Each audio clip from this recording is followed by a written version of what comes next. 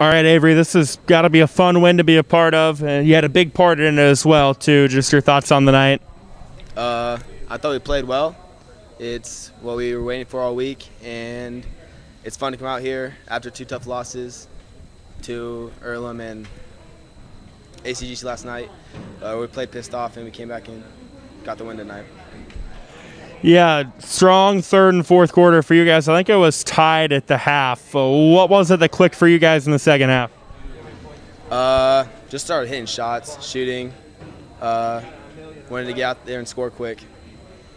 Talk about your night offensively. Also talk about your night on the boards. What was it? I knew I had to pick it up, so I had to play with that chip on my shoulder and get a board tonight. What does a win like this do confidence-wise? This is a really good Mount Air team. You guys just beat. You're getting ready to hopefully embark on your own postseason run. It's got to really kind of get you guys feeling well heading into the postseason.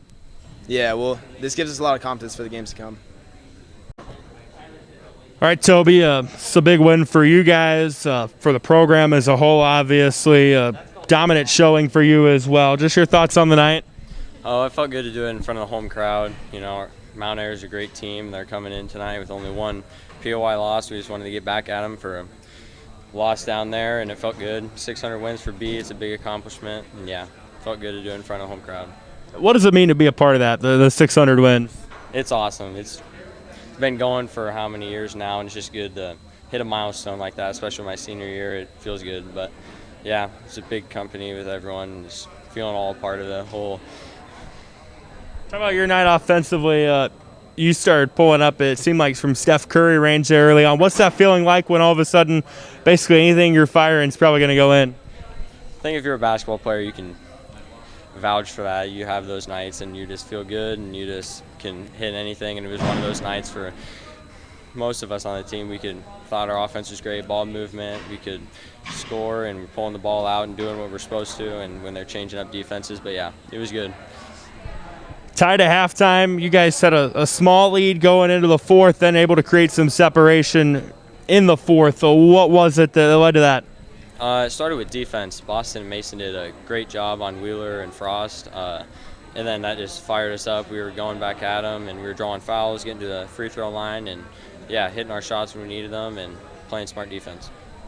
Mentioned senior year, you guys pick up a nice win, postseason looming. How do you guys try to attack these next couple weeks? We got Red Oak tomorrow. We don't know a lot about them. They got a good freshman, but that would be another good win for us. And we know that Lennox, they're trying to get back at us, and we beat them the first time, so that's another tough game coming up. And then going into districts, yeah, we figured that out. We got to beat Earlham. They just beat us last week, so we got to come at them and get ready for them every day. All right, Coach, 600 wins. That's a lot of them. Not many people have been able to do that. I know maybe it's still fresh, but just what does it mean?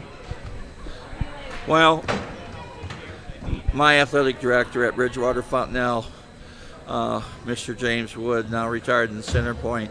I didn't coach right away basketball, and then when I went to BF, I coached junior high and assistant JV for 5 years under 3 different head coaches. So you young coaches starting out, I didn't start head coaching until 29, and I was under 3 different head coaches. Is it my turn yet? No. No.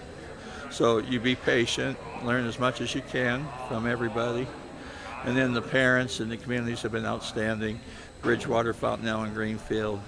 All the parents over the years, taking these kids to little kids camp, my junior high coaches, my assistant coaches. I've been blessed because I get them when they're freshmen. They're already skilled. So we work extremely hard. We don't make any excuses for it.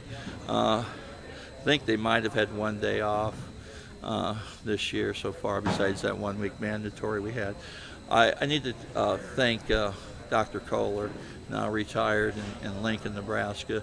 He was with me for about 20 of those years, and that's when we had a lot of, winning streaks and state appearances and all that. But I just want to take some time and thank Ray Stewart, Rich Woodside.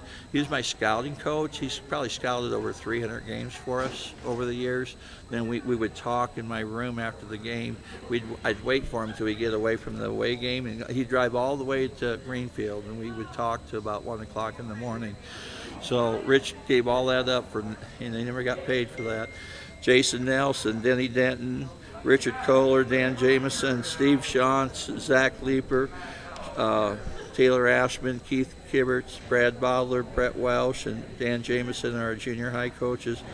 And Coach Larson, I had all those surgeries, and I called Coach and said, hey, I want you to be my co-head coach, and he agreed to that. And so we've been working together, and we're feeling more comfortable with each other coaching-wise as each year goes on. And it's just kind of a relief for the players and myself to get this one out of the way so we can just concentrate on playing. But what a great opponent tonight in Mount Air, well coached, great athletes out there, and our defense was really good on their 2 players. And we played defense in the 4th quarter tonight and rebounded the ball well, took care of the ball late, made enough free throws down the stretch. And I have a lot of respect for the Mount Air coaching staff and Coach Ruggles. And I didn't really want to do it against Mount Air, but they come over and congratulate me. And I'm sure it's hard for them because they were still in the conference race. But that's the quality people of the Mount Air program and that coaching staff that they have there. So I got to ask, 600th, do you remember the first one? I remember the first loss, Dennis Tasso, Lennox tournament, 4 teams. I think Diagonal had 100 and some, and BF had about 16. And so we lost by about 100 points, and said, well, B, you better get working on something. So I don't remember the first win, but I do remember the first loss. So I think that motivates you, like, hey, you got a lot to learn. So, and I still have a lot to learn. So we don't take anybody lightly. We prepare for every opponent the same. So credit to those guys because they listen to the game plan and everything. So big nights from Toby and Avery. What can you say about their nights? Well, they're really good basketball players. Toby's had so many 20-point games for us lately and 15 rebounds. And the way he played defense tonight, I kind of challenged him last night, better defense than your all-state. So the way he played defense tonight, I think you got an all-state player there. And Avery and Boston, they're only sophomores. How good could those 2 be? And just good play from everybody. Mason was the general tonight, Menifee and Nate Russell, and our bench play was really good tonight with Matthew Weber, and so it was just a good team win tonight. This is a really good Mount Air team that's probably going to make a pretty deep run come postseason. So what does a win like this do confidence-wise for you as you guys kind of primed to hopefully make your own run? Yeah, looking at Mount Air's district, they're going to have to play, but I think your sub-state matchup is already determined pretty much in that.